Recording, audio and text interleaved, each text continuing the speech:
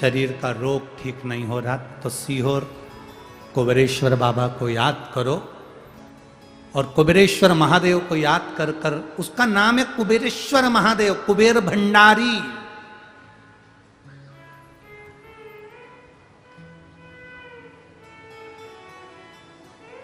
उसका नाम है कुबेरेश्वर महादेव, कुबेर भंडारी। ठेला चलाने वाला व्यक्ति भी, भीख मांगने वाला व्यक्ति भी उसके दरवाजे पर प्रदोष या शिवरात्रि हर महीने आती है, या सोमवार की अष्टमी या सोमवार को जाकर उसकी प्रदोष की आरती का, शाम की आरती का 5 बार दर्शन कर ले, मेरा बाबा उसकी झोलियां भर कर ही भेजता है। वो कुबेर भंडारी।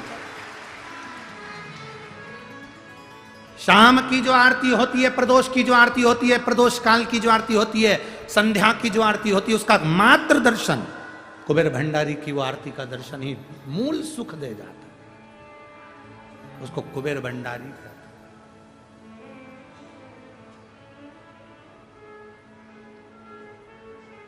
कितने किस्मत वाले हैं आप सभी लोग। 7 मार्च से 13 मार्च तक शिवरात्रि के अवसर पर रुद्राक्ष महोत्सव होगा। आप 7 दिन वहां रहकर रोज शाम की प्रदोष काल की आरती का दर्शन बाबा की उस पावन चरणारविंद में करेंगे। ये जीवन का सुख है। रुद्राक्ष वितरण तो उस समय पर नहीं होगा, पर रुद्राक्ष उत्सव पूरा होगा। रुद्राक्ष वितरण तो 15 फरवरी को बंद हो जाएगा, फिर 15 मई को प्रारंभ होगा, जब तक रुद्राक्ष नहीं बटेंगे, क्योंकि अब रुद्राक्ष है भी नहीं। जो बाबा के सिद्ध करे, बाबा के चढ़े हुए रुद्राक्ष थे, वो विराम की हो रहे हैं, इसलिए 15 फरवरी तक ही वो चल पाएंगे, फिर विराम, फिर 15 मई से प्रारंभ। और जो 7 मार्च से 13 मार्च तक शिव महापुराण की कथा बाबा कुबेरेश्वर महादेव के पावन चरणों में, उसका एक आनंद ही दूसरा। 12 ज्योतिर्लिंग का मध्य है कुबेरेश्वर धाम। कुबेर भंडारी रे दूर करो दुख मेरा, कुबेर भंडारी रे दूर करो दुख मेरा। उसका स्मरण हमारा सुख दे।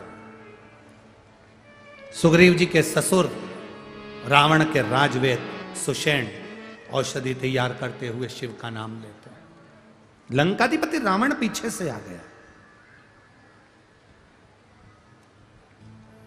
और लंकाधिपति रावण ने खड़े होकर देखा तो क्या देख रहे हैं सुषेण वेद को, कि वो तो औषधि तो बना रहा है, पर उसका शुद्ध नहीं है औषधि बनाने में, उसका ध्यान नहीं है औषधि बनाने।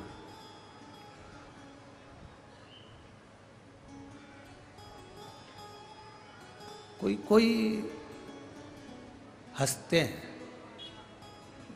घर की बुजुर्ग जो माँ होती है ना, बूढ़ी माँ, बुजुर्ग माँ, वो बच्चे को देखकर कहती थी क्या हो गया बेटा, ना जाने इस बच्चे को क्या हो गया, मैं डॉक्टर को दिखा कर रहती हूँ, डॉक्टर को दिखा लिया, सबको दिखा लिया, बच्चे को आराम नहीं लगा, तो बूढ़ी माँ क्या कहती, रुक मैं नजर उतार देती हूँ। इतने में नई नई बहुएं हंसती हैं, अरे माँ क्या पागल जैसी बात करती दादी, उसका पेट दुख रहा है तुम नजर उतारने बैठ रही हो, उसका सिर दुख रहा है तुम नजर उतार रही हो, उसके शरीर में कष्ट हो रहा है तुम नजर उतार रही हो। बूढ़ी मां जानती है तो डॉक्टर को दिखा मना नहीं है, पर बूढ़ी मां अपने दिल से नजर नहीं उतारती, अपने दिल की जो उसने पूजन आराधना करी है ना, वो सारी दुआ अपने पोते को दे देती है, इसलिए पोता ठीक हो जाता है।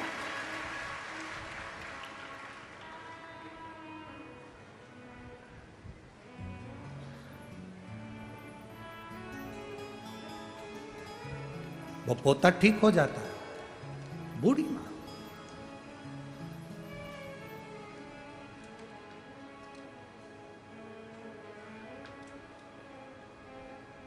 शिव महापुराण की कथा कहती है बच्चों की परवरिश साधना है। ये मेरी माताएं, ये मेरी जीजियां, ये मेरे जीजा, ये मेरी बेटियां, ये मेरी बहुएं अपने बच्चों की परवरिश कर रही हैं। जो मां अपने बच्चे की परवरिश करती है वो साधना करती है। बच्चे को पढ़ाना है, डॉक्टर बनाना है, इंजीनियर बनाना है, मायके नहीं जाती उसके एग्जाम के कारण, कथा में नहीं आती उसकी पढ़ाई के कारण। कथा हो रही है अपने नगर में, नहीं जा पा रही क्योंकि उसके एग्जाम है, उसको पढ़ाना है, उसको देखना है, वो स्कूल से आएगा। खुद नहीं खाती, अपना निवाला बच्चे को दे देती है। खुद अच्छे कपड़े नहीं पहनता, कमा कमा कर बच्चे की फीस में भर देता है बाप। बच्चों को परवरिश करना, बच्चों को पालना, ये साधना है, ये साधना है। बच्चों की परवरिश तुम्हारी साधना है, तुम्हारी साधना। बच्चों की परवरिश तुम्हारी साधना है, पर बच्चों से निवेदन है, माता पिता की सेवा तुम्हारी आराधना है। बच्चों की परवरिश साधना है, माता पिता बच्चों की परवरिश कर रहे हैं मतलब साधना कर रहे हैं। स्कूल नहीं, मायके नहीं जाती, शादी में नहीं जाती, कहीं नहीं जाती, अपने बच्चों को पढ़ाने में लगी हुई है। अपने बच्चे के लिए बाप कमा कमा कर लाते जाता है, ये उसकी साधना है। पर बच्चों का नियम है कि बच्चे अपने माता पिता की सेवा करें, तो भगवान से भी बड़ी आराधना माता पिता की सेवा है, परमात्मा से। ये आराधना है हमारी।